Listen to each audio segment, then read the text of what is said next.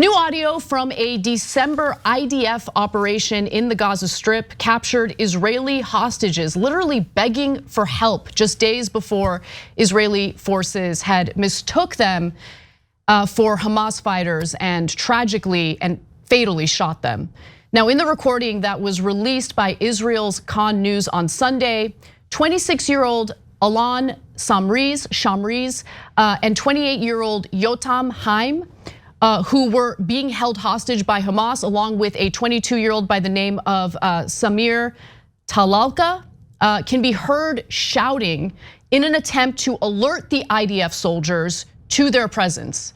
So this story is just so tragic, and now we have some audio as a result of a canine that the IDF was using. The canine had a GoPro attached to it, and they speak in Hebrew, but we'll tell you what they're yelling out after you hear this recording.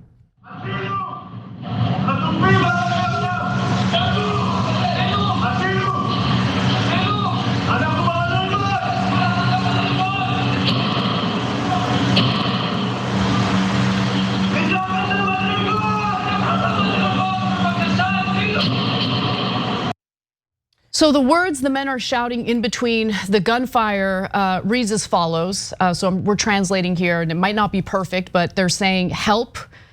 We are by the stairs, under the stairs, under the stairs. Please help! Hostages!" And then they say their names. Help! So they identified themselves, and they're hoping that the IDF soldiers will come in and help them. But the IDF soldiers were under the impression that they were really Hamas militants seeking to trick them, and they, as a result, did not end up saving them. They actually did the opposite. The most damning part of this whole incident is that soldiers had heard shouting of help and hostages in Hebrew from the building, but they believed it was an attempt by Hamas to lure them into an ambush, according to an IDF probe. They found signs left by hostages trying to get soldiers' attention, also dismissed as part of a ploy. Now, they heard the hostages' cries with their own ears. They didn't help, and the recording was picked up by a GoPro camera mounted on a dog from the military's canine unit. This is super tragic as well. The dog was then sent into the Gaza City building during the gun battle. The dog was killed allegedly by Hamas terrorists, and the camera was recovered days later, which is why we have this audio now. But by then, IDF troops had already killed the 3 escaped hostages, which is also an incredible part of the story. They were able to escape their captors, and they unfortunately didn't make it out alive, even after being able to do that. So let's take a look at the individuals who lost their lives as a result of the IDF mistaking them as threats. And back in December, days after the young men were killed, Shamriz's father, Avi Shamriz, spoke out saying the following, quote, "The IDF abandoned my son on October 7th and the IDF murdered my son on December 14th. That's what happened." It's just really heartbreaking. That's, of course, an Israeli citizen saying that. So 2 interesting parts of the story. Number one, Israel right now is at -1 hostages recovered by the IDF. They have recovered 3 and killed 4. Through their military operations. Yeah, through their military operations, and those are only the 4 we know of, because a lot more might have died through the bombings. The massive indiscriminate bombing they did of buildings that might have contained hostages. So, but as far as we know, they have rescued -1 hostages. That is unbelievable. And to this day, all the Israeli defenders say their main goal is they have to keep going. They have to keep killing more Palestinians because they're trying so hard to rescue hostages. Are they? Because it certainly doesn't look like it. I don't think they're trying to rescue hostages at all. It looks a lot more like they're trying to indiscriminately kill anyone inside Gaza. So now they haven't killed everyone. Yes, they can. Congratulations, Israeli supporters. Yeah, they haven't used a nuke yet to kill every single person. They literally brag about that these days. That's a talking point for them. Well, we could have killed them all. We didn't kill every single one of them. Right. Well, congratulations. Wow. You sound really humanitarian. That's how they believe they're debunking allegations of genocide, because their argument is, well, if we wanted to do a genocide by just wiping them all out in one fell swoop, we could do that. By the way, again, I've used this example 100 times, but literally what the Turks said about the Armenians. They said, well, we didn't kill the ones on the west side of Turkey and in Istanbul and in the big cities. We just killed the ones in the east. See, it's not a genocide. That is just wrong understanding of the word genocide. Holocaust is when you try to kill every single person in that race, okay, or ethnicity or religion. Genocide is when you target a group specifically and kill an enormous number of innocent civilians, and usually has telltale signs like ethnic cleansing, moving people from one direction to another, denying them food, indiscriminate killing of civilians. This is a textbook genocide, what's happening in Gaza right now. So, and what drives me crazy about it and why we cover it so much is because it's happening right now, and there's nothing that America is doing about it other than funding it and making it more possible and defending it. Yeah, I want to elaborate. It drives me nuts. I want to elaborate on that a little bit more because I've been noticing this weird, and it might be bots because it's a similar point that's being made over and over again, and it doesn't make any sense to me.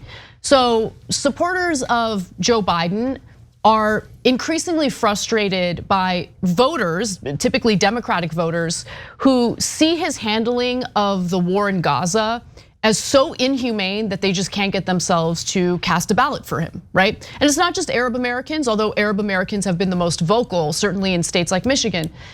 So Biden supporters, Freudian slip there, are arguing, well, I don't understand. There are far more civilians dying in Ukraine because of what's happening with Russia.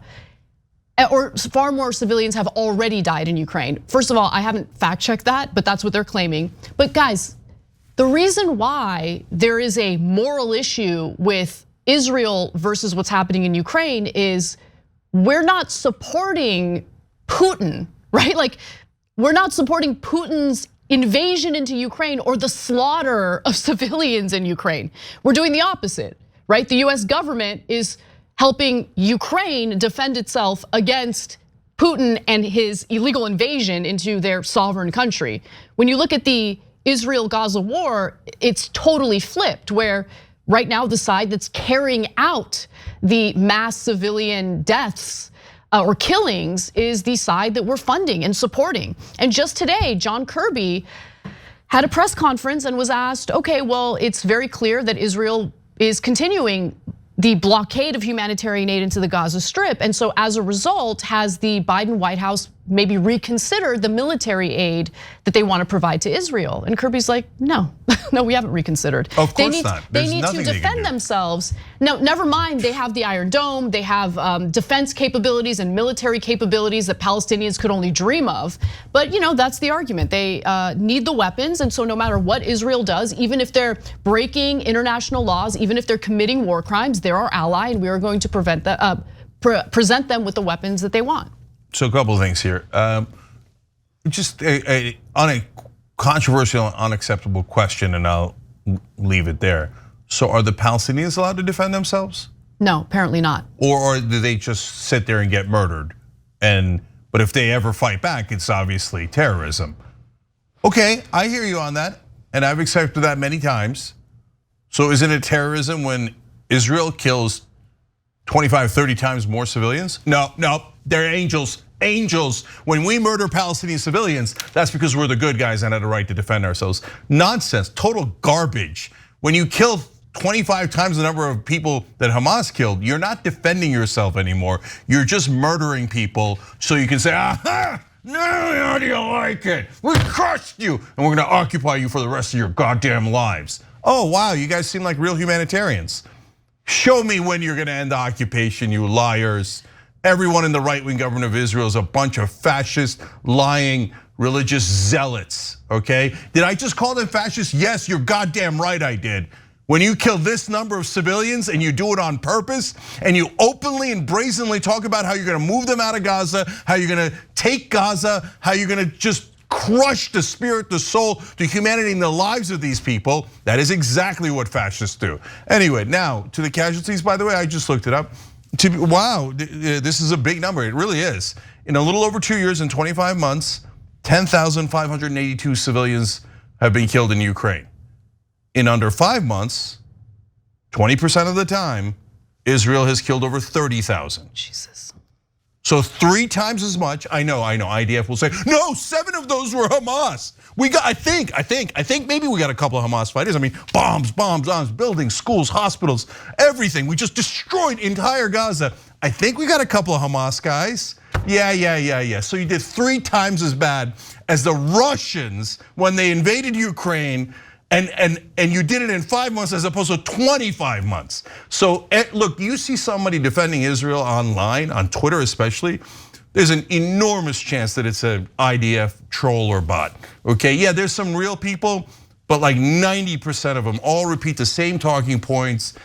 We've seen this movie 1,000 times. Last thing. Most important story about the hostages is it shows you what the rules of engagement are in Gaza for the IDF. That is what military officers tell their soldiers. Hey, how do you handle a situation? If someone's coming up to you, what do you do? Etc. Right? And obviously what they've told them is don't even look for half a second. If they are males, let alone the females, let alone the children, right? And now, tens of thousands of women and children have been killed. But if you see a male, don't look twice, shoot, kill, murder. Murder. Oh no, it was Israelis, their lives matter. When we killed 10, 20, 100, 200 times, 2,000 times as many Palestinians, no one even cared. Palestinian men, who cares? They're all terrorists. Oh no, it was an Israeli. Their lives are 1 billion times more valuable than Palestinians. Oh no! If it was Palestinians, they probably would have celebrated that night. You think they wouldn't have partied that night if it was Palestinians? So don't tell me that your rules of engagement are to protect civilians. That's a joke. It's a horrific, tragic joke. The IDF's rules of engagement is do terrorism.